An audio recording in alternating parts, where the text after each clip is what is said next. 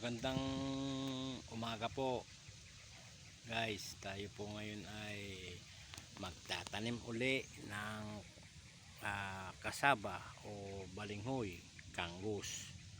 Ito po isang paraan upang kung tayo po ay napapaibig na kumain ng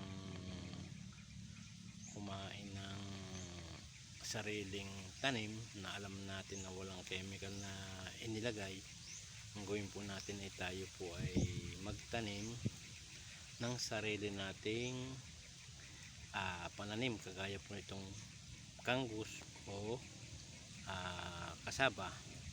So madali lang naman pong buhayin ang kasaba.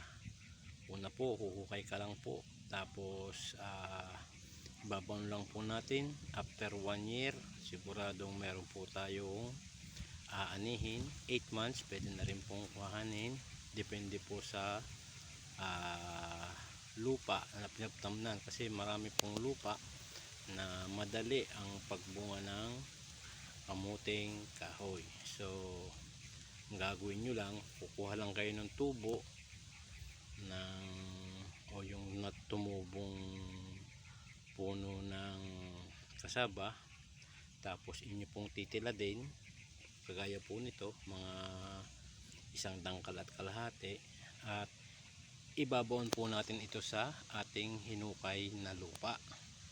So pagka hukay po natin, ibabaon lang po natin ito. Punta po tayo sa hinukay natin kanina. Ito po, yan, punta po tayo sa ating hinukayang kanina. Lalagyan po natin ng 1 piraso bawat hukay. Ito po, yan, kita nyo po, ilalagay po lang natin siya ng nakatindig para po yung bunga, yan, babaon lang po natin yan,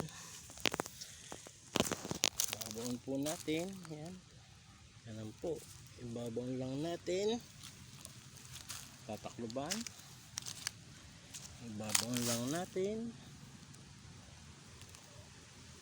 tatakluban,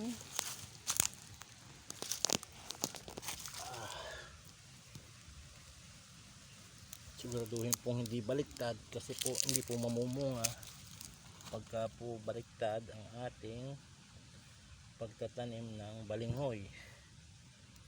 Dapat po ay naaayon po sa tubo noong ating itatanim.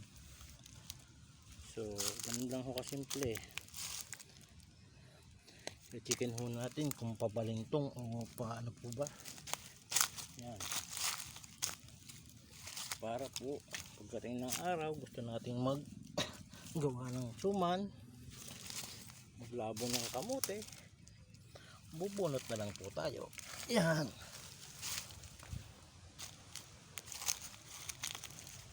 aray ko po, ito po, yan, babaw lang.